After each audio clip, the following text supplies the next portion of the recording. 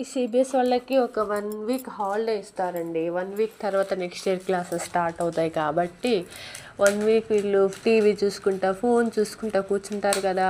అలాంటి టైంలో మనం ఏం చేయాలంటే ఇట్లాంటి టాస్క్లు ఇచ్చేయాలి.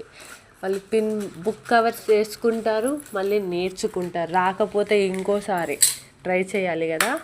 అందుకని మా బాబుకి ఈ పని చెప్తే ఆల్మోస్ట్ నేర్చుకున్నాడు, వచ్చేసింది. ఇంకెన్ని ఉన్నాయి మేఘశ్యామ్? ఇంకా అన్ని ఉన్నాయి.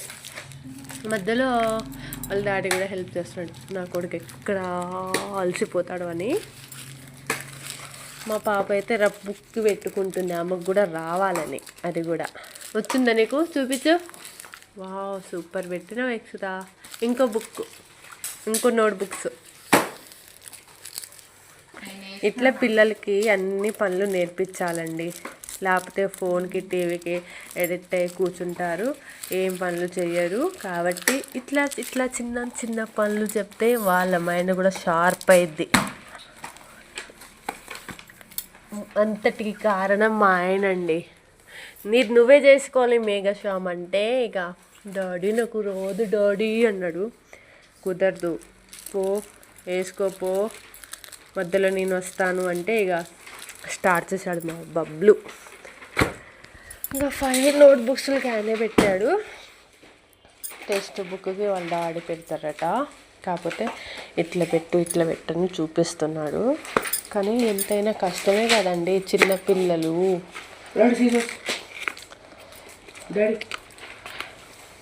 చిన్న వయసే కానీ గ్రోత్ వల్ల పెద్దోళ్ళు లెక్క కనిపిస్తున్నారు మా ఇద్దరు పిల్లలు. 12-13 ఇయర్స్ వీళ్ళకి. 13 years మమ్మీ. యా, నీకే 13. 14 years మమ్మీ. అవునా? కరెక్ట్ గా డాడీ. అవును, చూసారండి వీళ్ళే 15 years అన్నా ఎంత షార్ప్ ఉన్నారో అని టెస్ట్ చేసిన.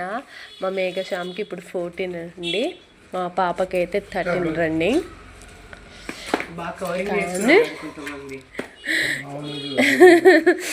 కానీ ఇంకా పర్ఫెక్ట్ రాలేదండి పిన్ చేయడం. నాకు రాదు కాబట్టి కదా నీకు నేర్చుకొని చెప్తున్నాం. ఏమి రాదండి, మాటలు మాత్రం కోటలు దాడతాయి మా పాపవి. మా ఆయన చూడండి, బాబా ఎంత హార్డ్ వర్కరు.